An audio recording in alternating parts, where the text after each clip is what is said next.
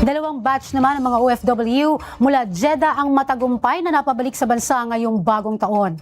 Tuloy-tuloy din naman ang pag-abot ng tulong medikal sa mga OFW hatid ng OWA. Si Camille Gonzalez, una sa balita.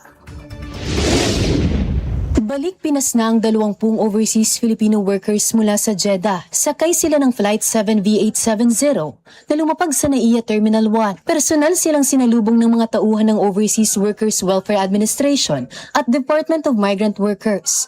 Nakatanggap sila ng tulong mula sa Action Fund ng DMW. Dumating din sa bansa noong nakaraang linggo ang 18 OFW na nagmula rin sa Jeddah. Sila'y nakatanggap din ng iba't ibang tulong na handog ng DMW at OWA. Kabilang na ang tulong pinansyal. Naglaan din ng pansamantalang matutuluyan sa mga ito habang inihahanda ang kanilang pag-uwi sa kani-kanilang mga probinsya. Samantala, patuloy na nadaragdagan ang bilang ng mga migranteng Pilipino na nabebenepisyohan ng alagang OWA yakap at gamot. Katuwang ng OWA dito ang VidaCure. Sa datos ng OWA, umabot na sa mahigit 1,000 individual ang natulungan ng alagang OWA yakap at gamot. Tinataya na mga abot sa mahigit 1,000 medical transactions ang naisagawa ng ahensya. Siniguro naman ng Overseas Workers Welfare Administration na patuloy silang maghahatid ng dekalidad na serbisyo publiko at handang kumalinga sa ating mga tinaguriang makabagong bayani, ang ating mga overseas Filipino workers.